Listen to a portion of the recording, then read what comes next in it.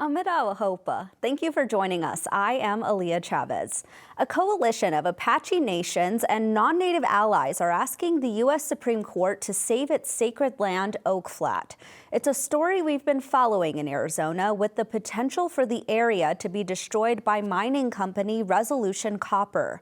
Last week, a 29-judge appeals court ruled it wouldn't protect Oak Flat, which paves the way for an appeal to the nation's highest court. The mine has historically been opposed by 21 of Arizona's 22 tribal nations and by the National Congress of American Indians. Attorneys for the Apache stronghold expect to hear a decision on its appeal by August 12th. In Chicago, a Native American woman is suing the Blackhawks hockey team for sexual assault.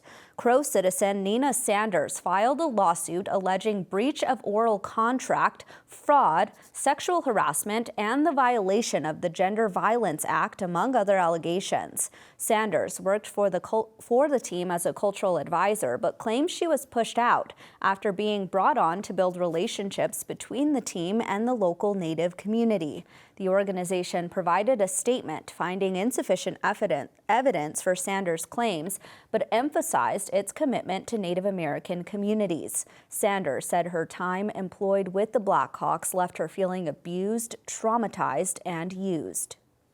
In Hawaii, the U.S. government is finally taking responsibility for jet fuel that leaked into a drinking water system in 2021. According to a Navy investigation report, nearly 20,000 gallons leaked from a military fuel tank into Pearl Harbor's drinking water, which served over 93,000 people. 6,000 people were poisoned, and one plaintiff said even the dogs were getting sick from the water. The collaboration of state orders and water protectors resulted in the military draining the Red Hill tanks, and trials will begin soon for those who suffered. An Oregon Ravens football player has returned home to honor missing and murdered Indigenous relatives. Kola Shippentauer, who plays in the Women's National Football Conference, was in Milwaukee, Oregon in a match against the Seattle Majestics. The league includes non-binary individuals. The game featured a flag song and tribute to those who cannot speak for themselves. Around 20 young dancers from the Umatilla tribes participated. The game, earlier this month, coincided with the National Day of MMIP Awareness proclaimed by President Joe Biden.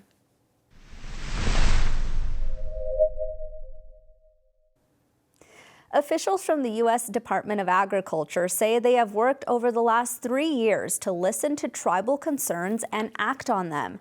Now, native ag producers are noticing. One told ICT, "I used to think Obama was good for natives, and then came Biden." Our Stuart Huntington has more.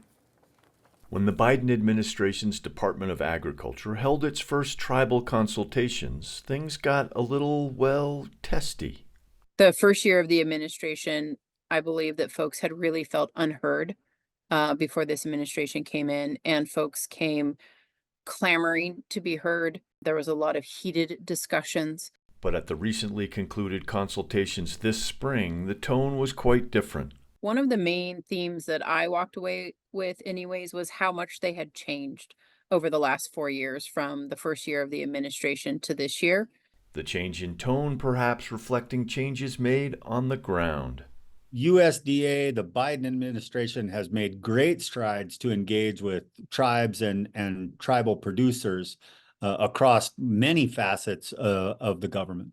Federal regulations have hindered or sidelined tribes and native producers. USDA officials working to alter that have put in place new policies, such as requiring infrastructure projects like power grid construction on tribal lands get tribal consent, leveling the playing field for native producers in the grazing land permitting process, boosting tribal land use decision input by signing more than 180 tribal Forest Service co-stewardship agreements, and bringing indigenous meats like bison and caribou into the USDA grant and commodities programs. They put out this program so that tribes have the ability to process their own buffalo and then distribute that to their membership. That's a huge win for tribes and for the tribal members who are receiving those products. And more changes are coming. We started with buffalo. We're moving into fish this year. We're launching USDA's Native Fish Initiative and hoping to do a better job in incorporating salmon and other seafood and fish into our work and our commitment in the conservation space there as well. And a second one is seeds. We've heard from Indian country the importance of maintaining indigenous seeds, and we are leaning into better partnership in propagating indigenous plants. Nobody thinks the work is done, You know, of course, there's still a lot of skepticism. or that history can be ignored. There's still a past that needs to be considered. But progress is being noted just the same. I tell you what, I thought Obama was good for natives. The Biden administration, I can't think of an administration that has actually truly listened and then said, all right, how do we do it? And, those are big things. Stuart Huntington, ICT News.